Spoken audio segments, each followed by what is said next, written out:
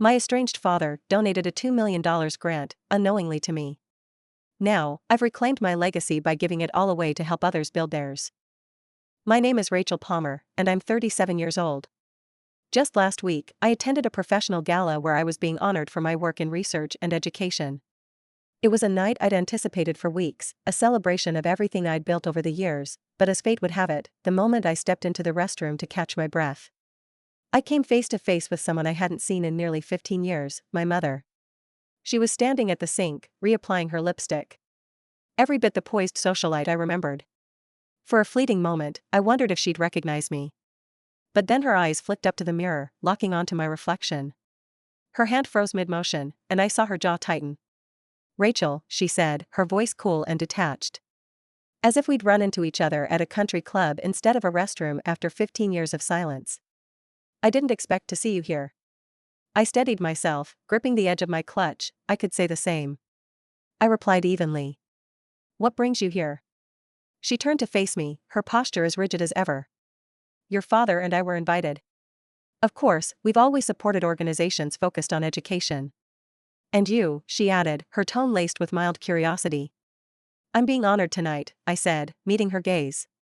For my work and research, her expression barely shifted, but I caught a flicker of surprise in her eyes before she masked it. "I see," she said, turning back to the mirror. "Well, I suppose everyone finds their way eventually." Her words pulled me back to the day I left that house for the last time. I was 19, and the years leading up to that moment had been anything but easy. In high school, I'd struggled with depression. But in our family, admitting that wasn't an option. "What could you possibly be sad about?" my mother had said when I once tried to confide in her. Her voice was dripping with irritation. "You have everything. More than most kids your age, stop making excuses." But the truth was, I had been drowning. The pressure to live up to the Palmer name was suffocating. By junior year, my grades were slipping. By senior year, I was barely hanging on. My parents didn't see a teenager in need of help. They saw a failure, an embarrassment. When I only got into a community college, my father's fury was unmatched. "This family has standards," he'd said that night, pacing the living room while I stood clutching my acceptance letter. "And you've done nothing but drag us down. You want to waste your life? Fine, but you'll do it on your own." I was kicked out that night. I can still feel the weight of the duffel bag I carried as I left the house. Filled not just with clothes, but the heavy reality of being completely on my own. My parents didn't even say goodbye. My mother remained seated on the couch, scrolling through her phone as if I were invisible. My father disappeared into his study, his ultimatum already delivered.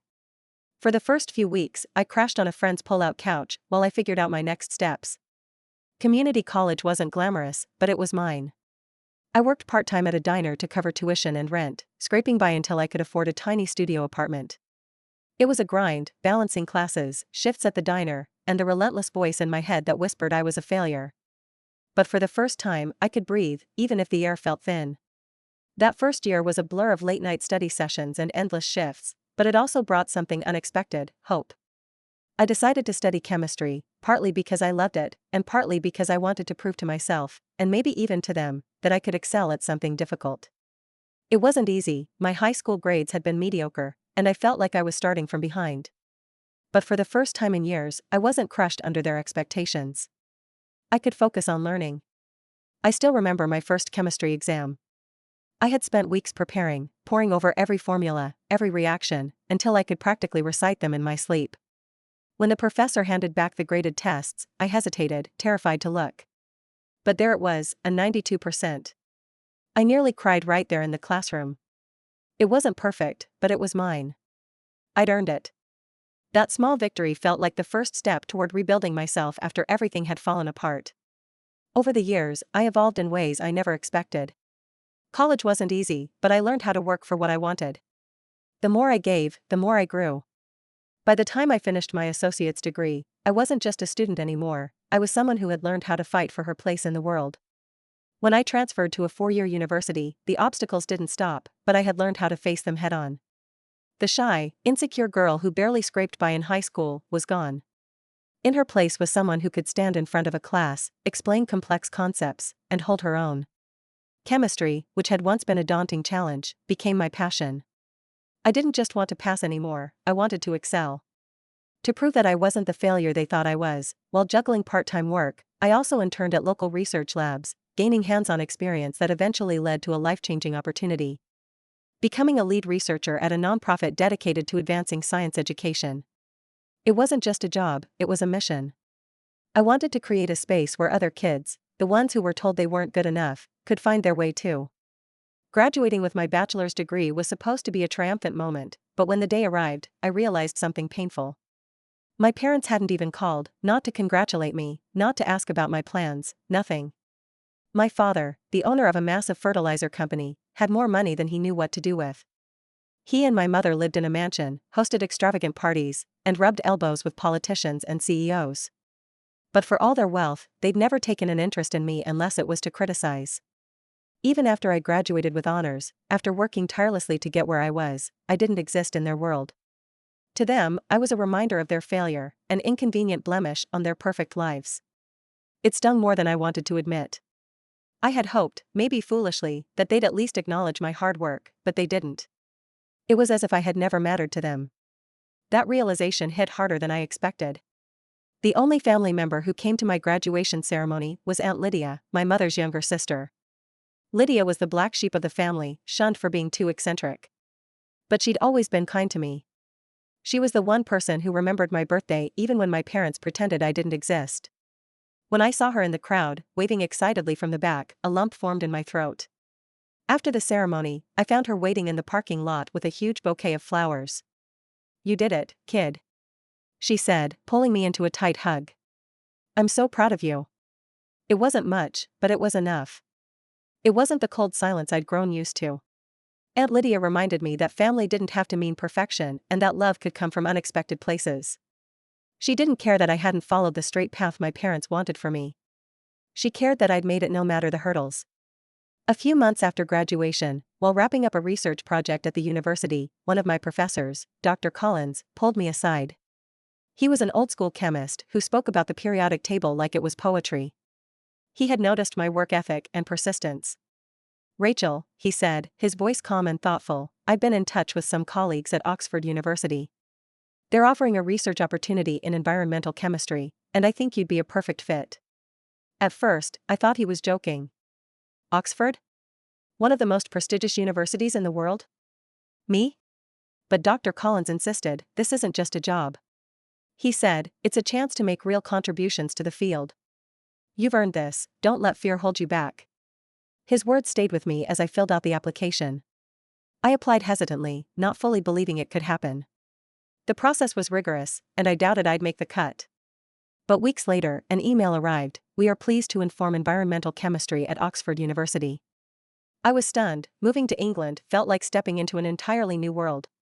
I didn't tell anyone, not my parents, not my old friends. The only person who knew was Aunt Lydia.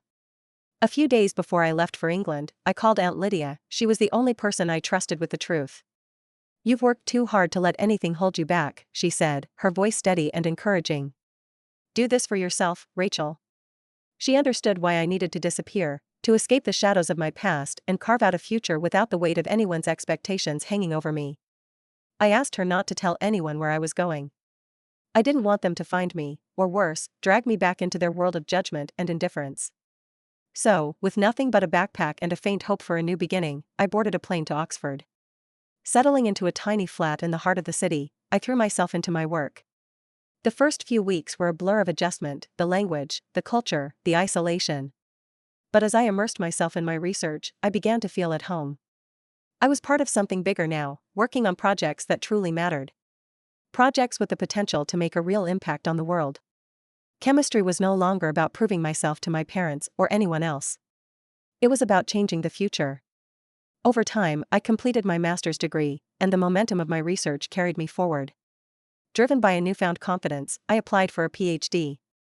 The process was grueling, with sleepless nights and endless hours in the lab. But I was determined.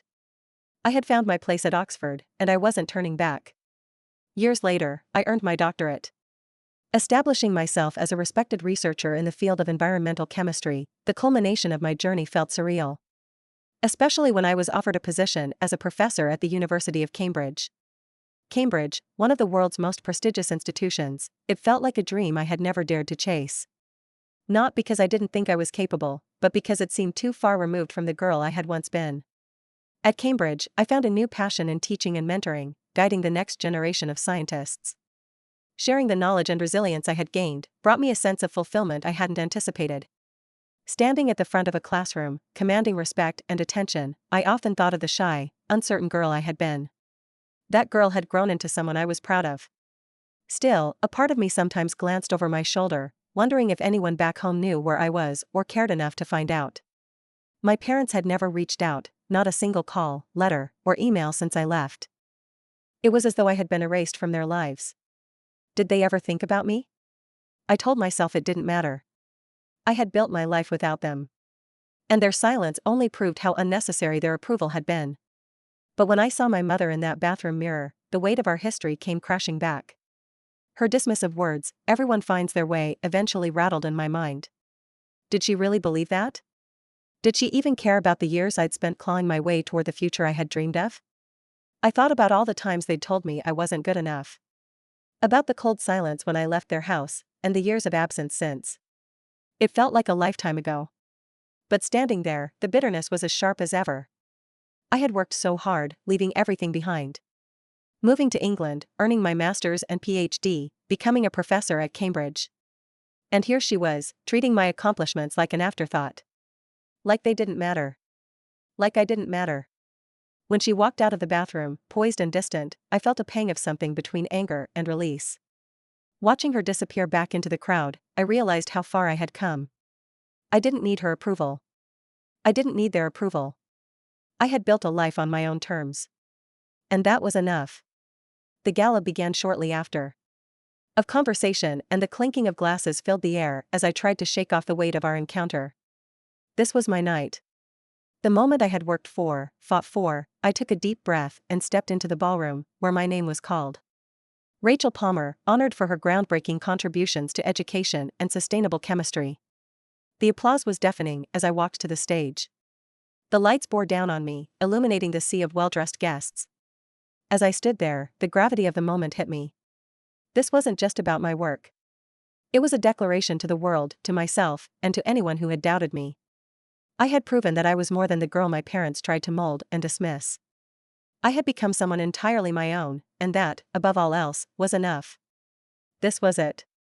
The moment where I stood on my own, with nothing to prove to anyone but myself. As I tried to absorb the magnitude of it all, the host's voice rang out, pulling the room's attention. And now, ladies and gentlemen, we have an exciting announcement. The host began, their tone brimming with anticipation. In recognition of tonight's groundbreaking work in education and sustainable chemistry, a generous and anonymous donor has pledged a $2 million grant to the recipient of this award. The room fell silent, and I felt every pair of eyes shift toward me. My heart raced as the words settled over me. $2 million, the sheer weight of the number was surreal, almost too overwhelming to comprehend. This wasn't just recognition. It was a life-changing gesture of trust and belief in someone's potential. But it wasn't mine, at least. Not officially. Not yet. The host continued, this extraordinary contribution is intended to support the recipient's continued research efforts and to further their impact in education. I blinked, stunned, as the words echoed in the room. The announcement wasn't directly for me, it was for the recipient of the award, whose name had yet to be revealed. Still, the atmosphere shifted, and I couldn't help but notice the charged energy in the air. This wasn't just an award, it was a transformation for whoever received it. As I tried to process everything, my gaze wandered over the crowd, their faces a mixture of anticipation and polite admiration. Then I saw him. Near the back, beside the exit, my father stood up abruptly. His face twisted with something that looked like disgust. For a brief moment, our eyes met, then he turned sharply and made his way toward the door, his movements swift and deliberate, he didn't even stay to hear my name. I froze, anger, disbelief, and a sharp pang of bitterness rose in my chest. This was the moment I had dreamed of, validation for everything I'd worked for, an acknowledgement of my journey, and he couldn't even bring himself to remain in the room. The man who had rejected me, kicked me out of his house, and dismissed my dreams, was walking away. Just as the pinnacle of my success unfolded, the host's voice broke through my thoughts. We are incredibly fortunate to not only have a generous donor for tonight's award, but also a longtime supporter of education and sustainable chemistry. This $2 million grant, made possible by Mosaic Fertilizers, is a testament to the power of innovation and dedication in advancing our field. Mosaic Fertilizers, my father's company, I felt the air leave my lungs as realization struck. The donor funding this grant, the crowning achievement of my career, was tied to the man who had spent years undermining my dreams. The irony was almost too much to bear. He hadn't known it would be me standing on that stage. His contribution had been anonymous, routed through the foundation. He thought he was funding someone else, someone he could be proud of. Instead, it was me. My chest tightened as I tried to keep my composure. The applause around me was deafening, yet it felt distant, like a dull pressing against my ears. I stepped forward to the microphone. Managing a shaky thank you, the words felt empty, too small for what I was feeling. As the applause faded, I couldn't stay. I turned and walked off the stage. Slipping through the crowd and out the back door, my feet moved on instinct, my heart racing. I couldn't let this end like this, not with him walking away from the very moment that should have silenced all his doubts. Pushing open the door to the cool night air, I spotted him standing by his car. His back was to me, shoulders stiff with tension. My feet carried me forward before I could think twice. "Dad," I called, my voice cracking. He didn't turn at first. When he finally did, his expression was bitter, the same look I remembered from all those years ago. "What is it now, Rachel?" His voice was sharp. "Cold. You think I'm going to congratulate you, celebrate the fact that you're taking my money?" I stopped a few feet away, my chest heaving.